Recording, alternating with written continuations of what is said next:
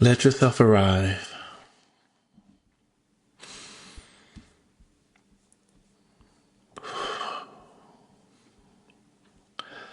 Welcome to the Sacred Resonance Podcast. I'm Reverend Larry J. Morris III, and I'm glad you are here.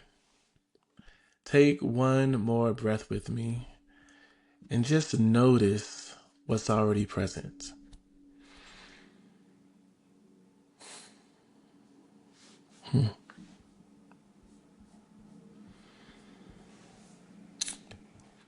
I usually don't like to start things out this way, but I don't think that we talk enough about staying.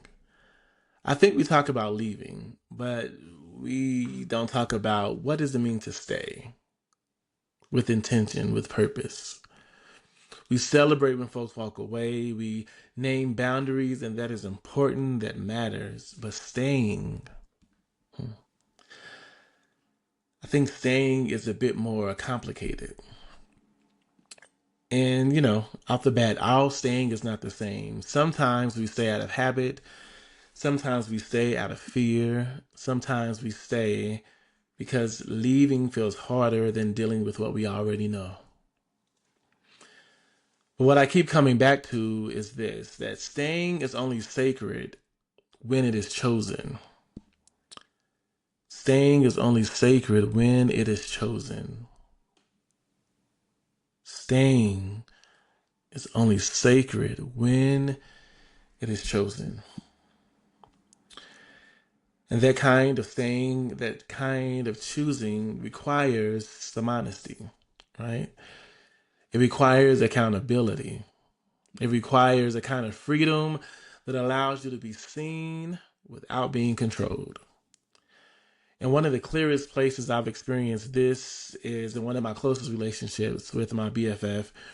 And I'll talk more about that in the next episode. Actually, she will join me in the next episode.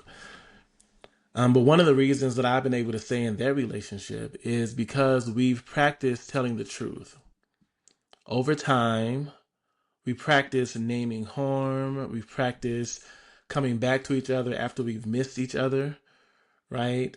We practice communicating and learning how to communicate in a way that's honest to us, but also in a way that the other person can receive and understand.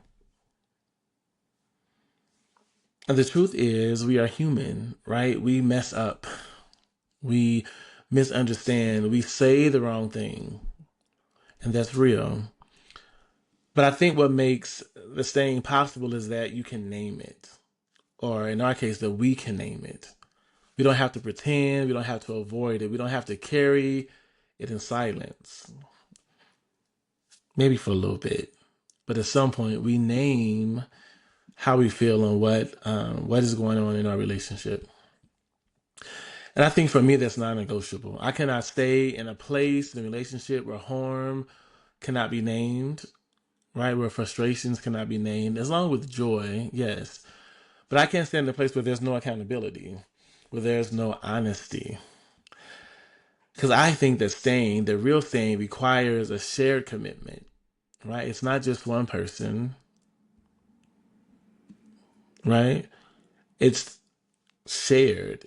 If it's between individuals, it's shared. If it's between individual and an organization, it's a shared commitment.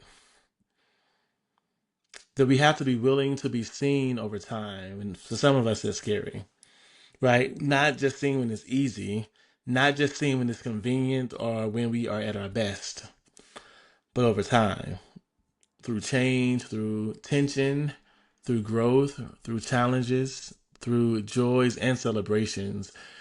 And we know this, not every relationship can handle that. And I've had to learn that not just in relationships, but in other spaces too, right? That some people cannot hold you over time, and some can. And I think a part of our work is discerning, right? What spaces or relationships can hold you over time, right? And that you can also hold over time too if it's a reciprocal relationship. And then which relationships you allow just to run its course. And there have been places where I've been where something in me knew that I just could not stay in that particular space or place. And leaving those spaces and places helped me understand something else more clearly, that staying is not about endurance. I'm a leaver. I'm a stayer too. But if it's not working, deuces. But staying is not about endurance. Staying is really about alignment, right? It's about whether a space can hold the truth, whether a space can hold your voice, whether a space can hold your becoming, right? It's not about being stagnant or stuck. It's about a space being able to hold your fluidity, your growth, right? And growth is not linear, beloved. We know this. But can the space hold you in your becoming? And when it can't, that also tells you something. Not just about leaving, but it also tells you about the kind of place that would be healthy for you to stay, right? The kind of place that is possible for you to root and to grow and to develop. You know what you need. And sometimes we're able to name what we need by being in spaces that we're not able to give it to us. I actually need people to listen to me without talking for a minute. Maybe some folks like, I actually need people to call me on my stuff, right? In love, yes. But I can't be in a place that allows folks just to let me do what I want to do. That's not community. It doesn't feel I'm grounding. It doesn't feel like a place that I want to stay. The truth is, when you experience a space that cannot hold you honestly, you begin to recognize the spaces that actually can hold you. You begin to choose differently, right? You think about staying in places that can actually hold you. And so then you begin to think about staying not out of obligation, right? I'm not thinking about staying with this idea of loyalty at all costs. I don't subscribe to that. I'm thinking about, can I be honest in this place?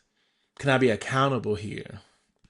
Can I be seen here in this space, this relationship over time? Knowing that things are going to change. Knowing that life is not linear. But can I be seen and held and hold over time? And can we return to each other when things get hard? Because things will get challenging. Again, as I said before, the staying is not static. You don't just decide you're going to stay once. You keep choosing. You keep returning. You keep asking, is this still a place where truth can thrive? Is this still a place where truth can live?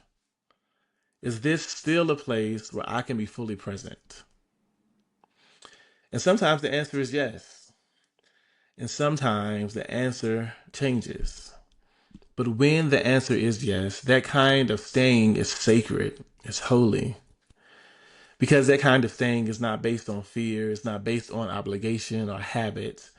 It is based on a mutual willingness to remain, to be together, to be seen, to tell the truth, to keep choosing each other over time. I want to offer you this question. Where in my life am I being invited to choose staying with honesty and intention? Where in my life am I being invited to choose staying with honesty and intention?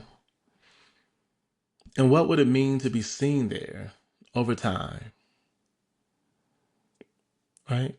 What would it mean to be seen there, the relationship, that place, over time?